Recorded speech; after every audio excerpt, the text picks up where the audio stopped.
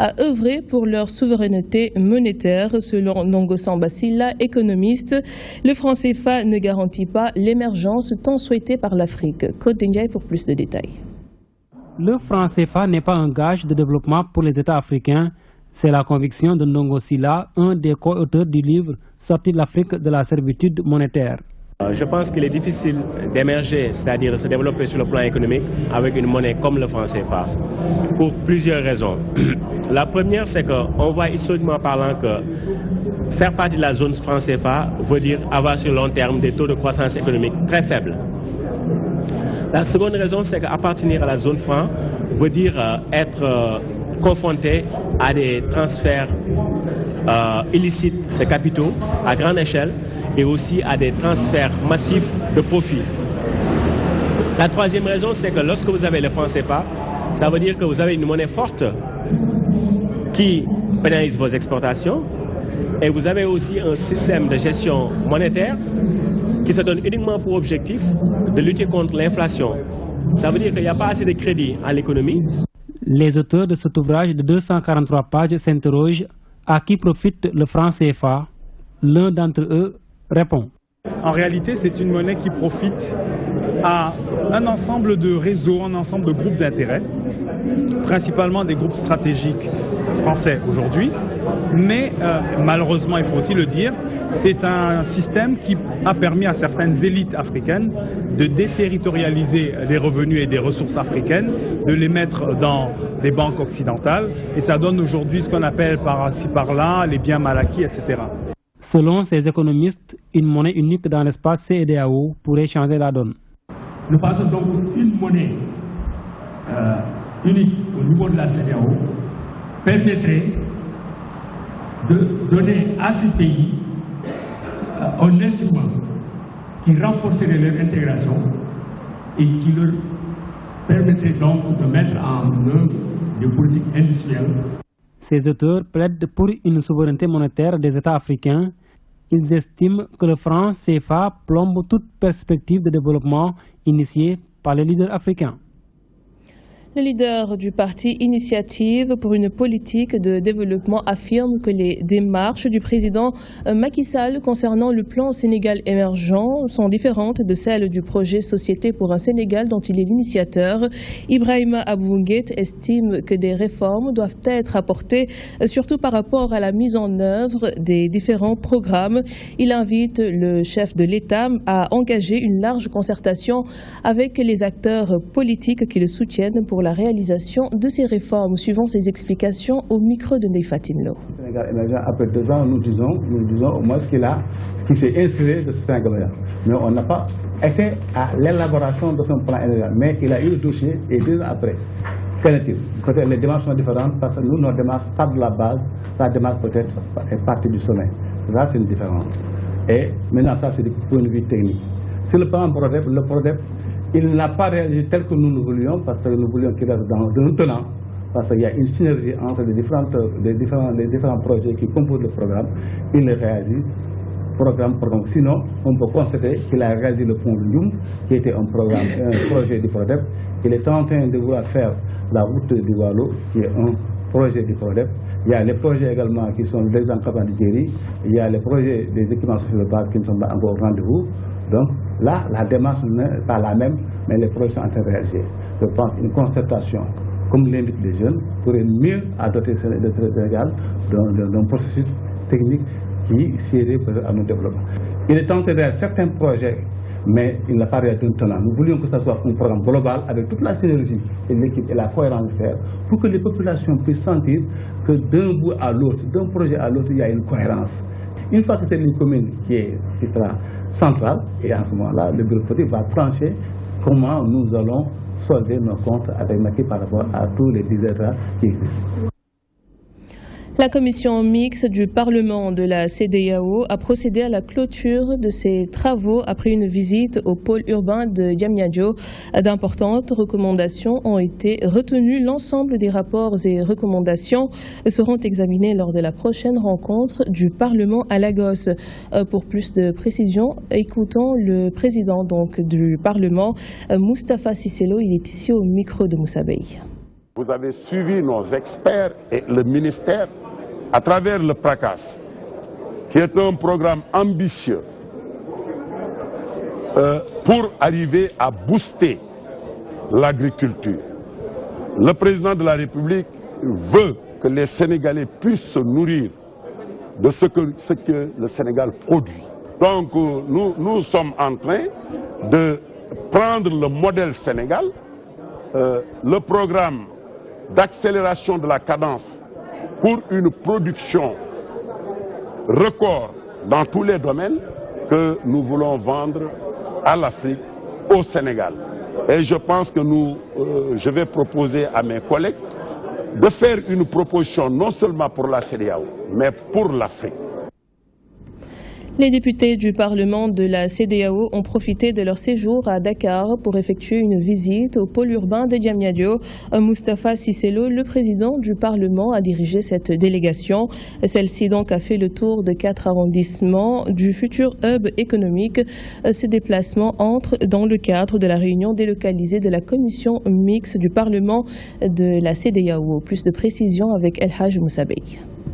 Le Centre international de conférence Abdou Diouf, première étape de la visite guidée au pôle urbain de Diamniadio.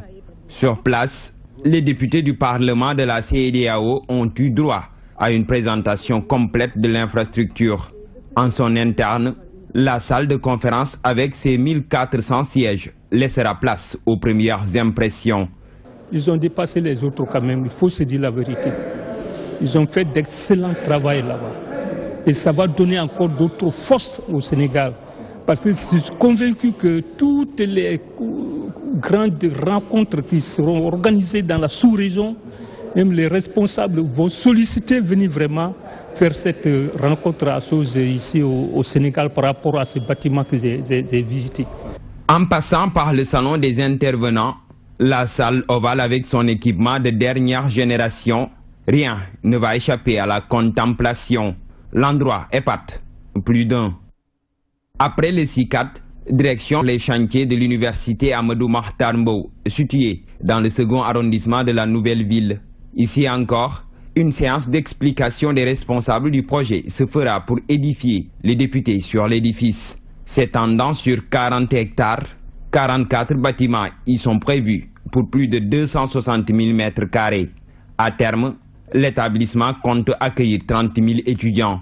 Un saut est également effectué dans l'arrondissement qui suit dans ce futur hub économique.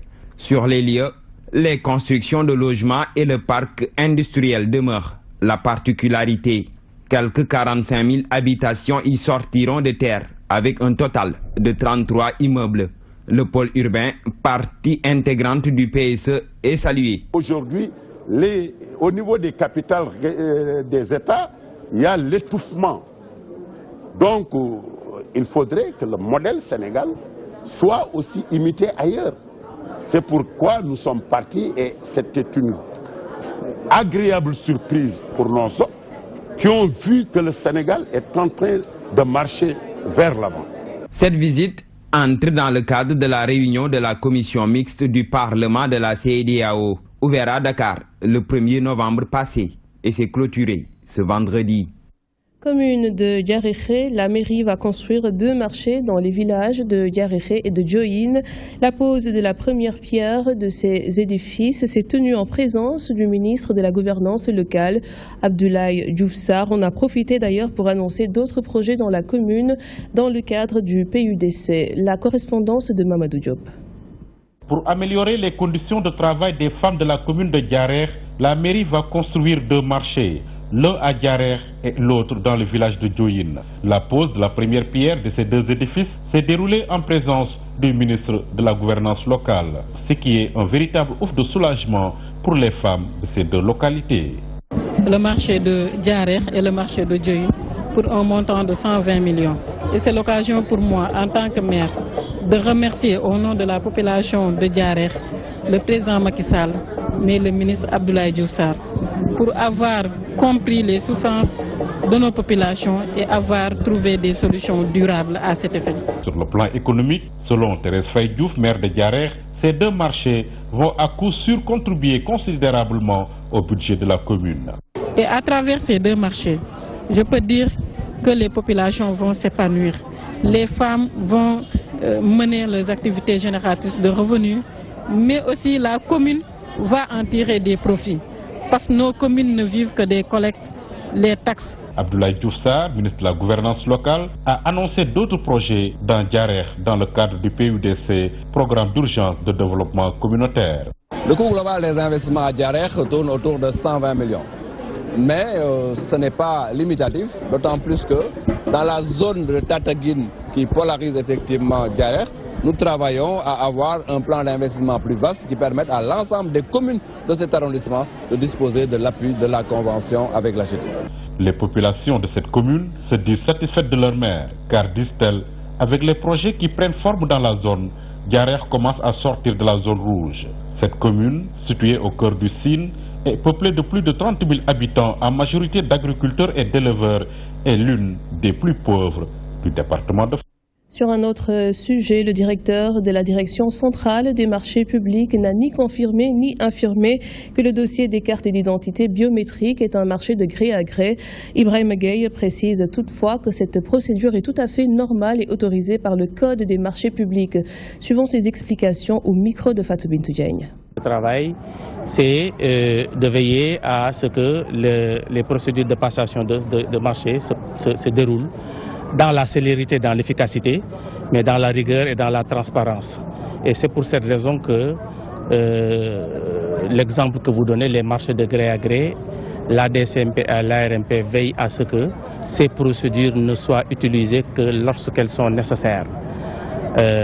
Je considère que on parle assez souvent des gré à gré parce que c'est sensationnel, mais si on s'intéresse aux dossiers qui ont réellement été déroulés par entente directe ou gré à gré, comme vous le dites, vous vous rendrez compte que c'est dans des situations où la loi le permet. Et lorsque la loi permet d'utiliser une procédure pour atteindre un but dans le sens de l'intérêt des populations, je pense qu'au-delà du sensationnel, il faut se ramener à l'essentiel qui est de satisfaire les intérêts des populations dans le respect rigoureux des lois et règlements.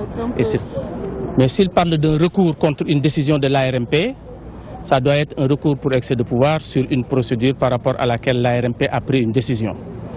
Je dis que l'ARMP est une autorité administrative indépendante dont les décisions sont susceptibles de recours pour excès. Conférence de presse de l'Association des clients et sociétaires des institutions financières. L'objectif est d'apporter des solutions aux difficultés souvent rencontrées par les clients dans les banques. L'ACSIF dénonce et interpelle l'État sur le comportement de ces institutions. Voici Famara Ibrahim Sissé, le président d'ACSIF. Quand le client et la banque, les forces sont déséquilibrées. Si le client porte préjudice à la banque, immédiatement, la banque a les moyens de le sanctionner. Soit de mettre sur lui des pénalités, ou bien d'intenter un procès, une action judiciaire pour saisir ces biens qui ont été hypothéqués. Alors que si c'est la banque qui porte préjudice au client, rien, absolument rien n'advient. Le deuxième point concerne la mobilité bancaire, c'est-à-dire le fait pour le client de vouloir changer de banque. C'est la croix et la bannière. Les clients perdent des centaines de milliers pour changer de banque. Le troisième point a trait à la publicité mensongère. Il vous est donné de constater que partout, il est affiché des plaques publicitaires, des taux promotionnels de 5%, de 7%, une publicité purement mensongère. Le quatrième et dernier point concerne en fait les retraités, les pensionnaires.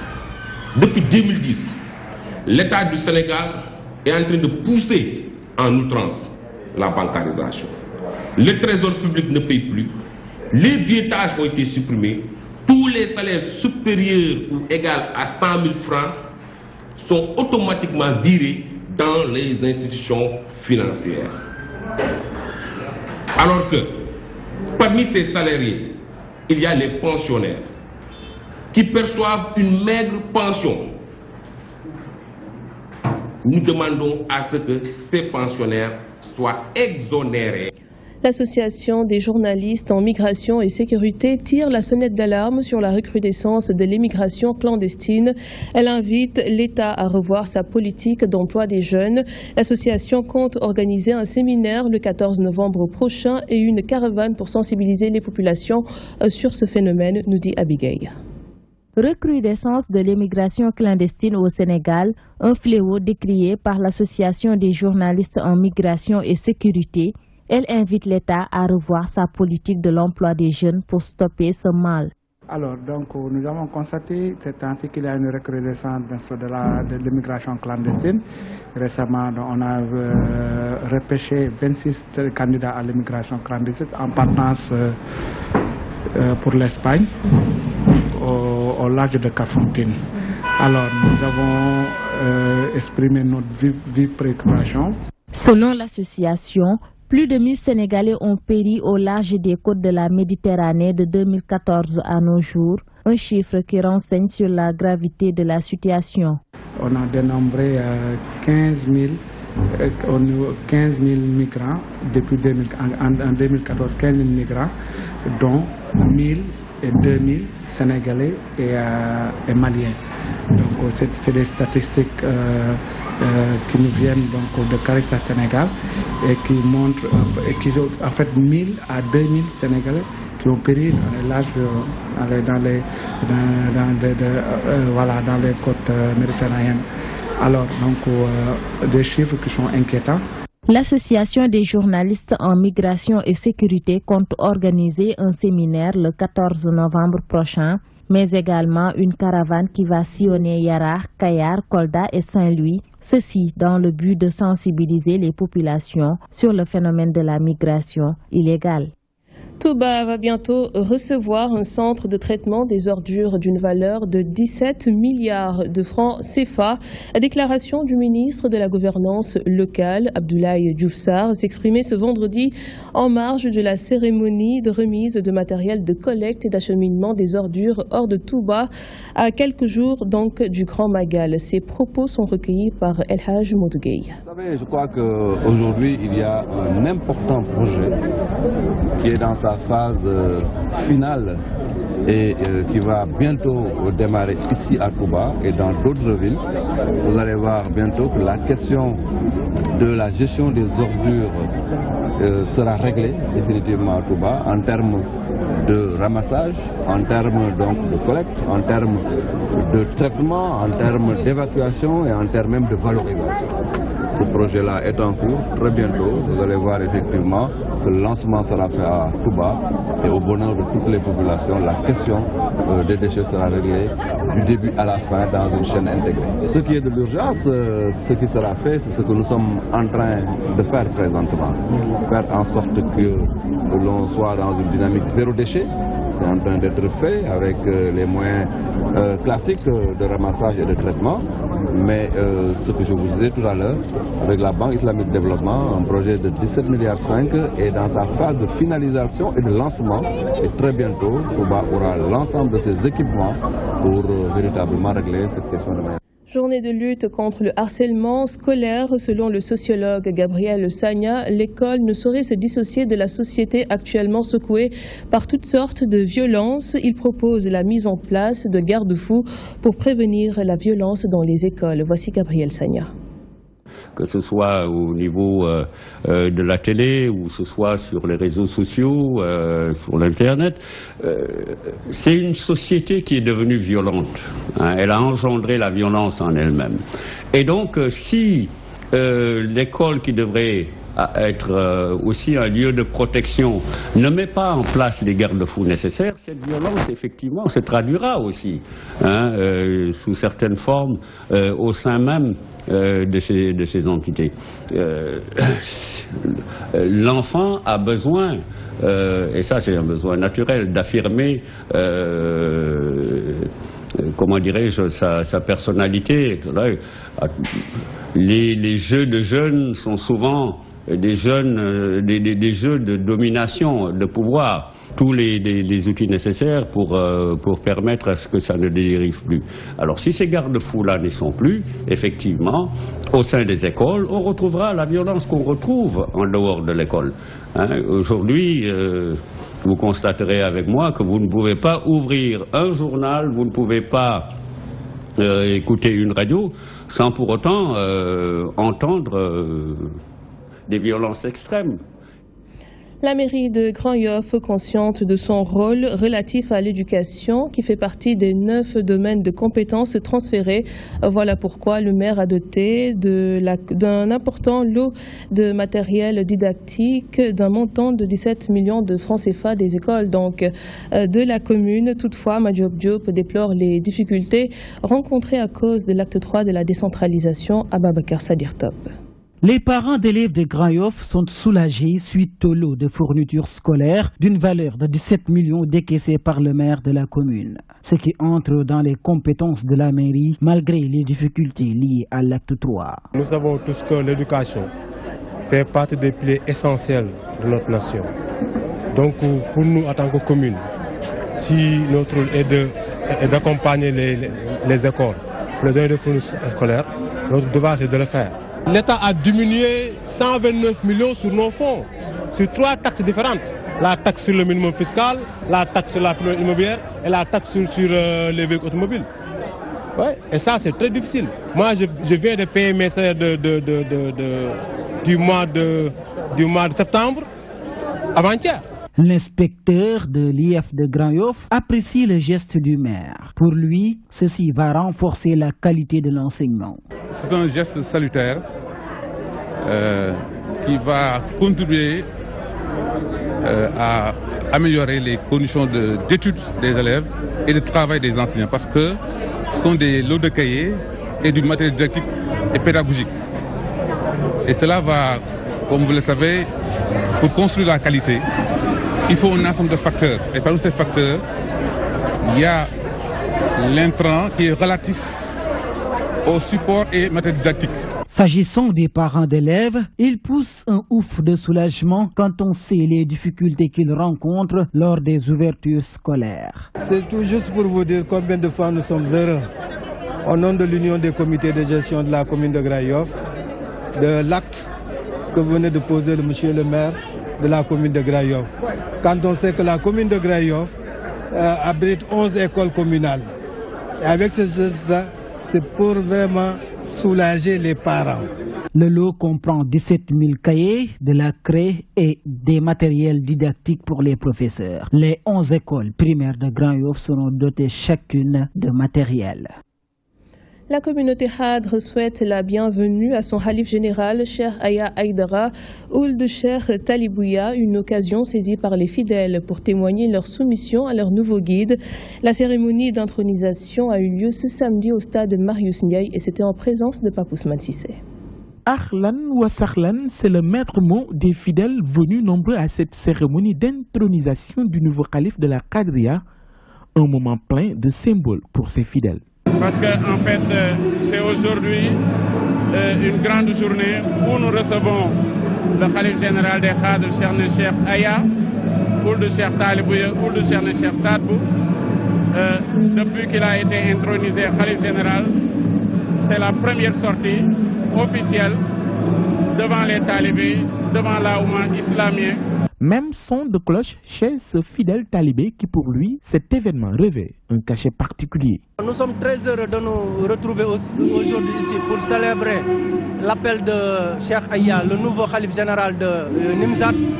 Nous en sommes très heureux, d'autant plus qu'il est venu sous l'égide de la Tariqa Qadria. Il est le guide suprême aujourd'hui et il représente Cheikh Sadbou, lui-même qui a représenté le prophète Mohammed sallallahu alayhi wa sallam. Donc, tout musulman devait répondre à son appel, parce que c'est l'appel du prophète.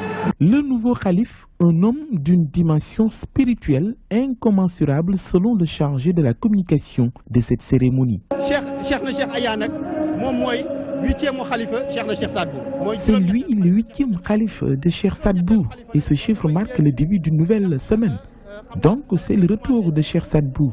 Cela est plein de symboles et de significations. Cheikh Aya Aïdara est le 8e calife de Cheikh Sadbou Aïdara. Ces multiples fidèles qui ont fait le déplacement ont formulé des prières afin que la tâche lui soit facile et qu'il réussisse sa mission. Randonnée pédestre de l'autorité de régulation des marchés publics et de la direction centrale des marchés publics. C'est pour rendre hommage à la première directrice de la DCMP. L'on veut citer Maguette Kane Diop comme exemple pour les jeunes. La famille de la défunte a salué une telle initiative. Fatou Bintou Diagne. Porte du millénaire, RTS, place de l'ONU, Soumbédioune, à Porte du millénaire, c'est l'itinéraire emprunté par les randonneurs. Cette manifestation, 3e du genre, est dédiée à la première directrice de la DCMP. L'ARMP naissante avait besoin d'hommes et de femmes exemplaires par leur comportement et Mme Maguette Kane Diop a été de ces hommes et de ces femmes. Et nous avons considéré que par devoir de mémoire, nous, ARMP, DCMP, ministère de l'économie et des finances, l'État du Sénégal d'une manière générale lui doit d'honorer sa mémoire en organisant de temps en temps une activité tantôt sportive, tantôt scientifique, pour la donner surtout en exemple aux jeunes. Maguette Kane Diop doit être un modèle pour la jeunesse. Son époux salue la démarche de ses anciens collègues. cant gi maa ngi jiital autorité yi jël initiative bi tey ñi nga xamante ni tey ñoo remplacé Maguette. wax ni ci turu famille bi la ndax famille bi am nañu mbégte amoon nañu naqar gaa bi Maguette demee waaye tey lii kum doyul dara dootu la doy ndax nit génn àddina ba tey ñu fàtte ko tey nag lii ñu initié mooy Maguette kenn dootu ko fàtte ndax li nga xamante ni moom la liggéeyal réew mi Sénégal liggéeyal ko njabootam liggéeyal ko jullit yépp. Des journées sportives ou scientifiques sont souvent organisées par la RMP et la DCMP en la mémoire de la première directrice pour qu'elle soit un exemple pour la jeunesse. Également, marcher leur permet de faire quelques kilomètres de sport qui est bien pour la santé. Et voilà ce qui met un terme à ce journal. Merci de nous avoir suivis. Très bonne suite des programmes sur la DTV. Au revoir.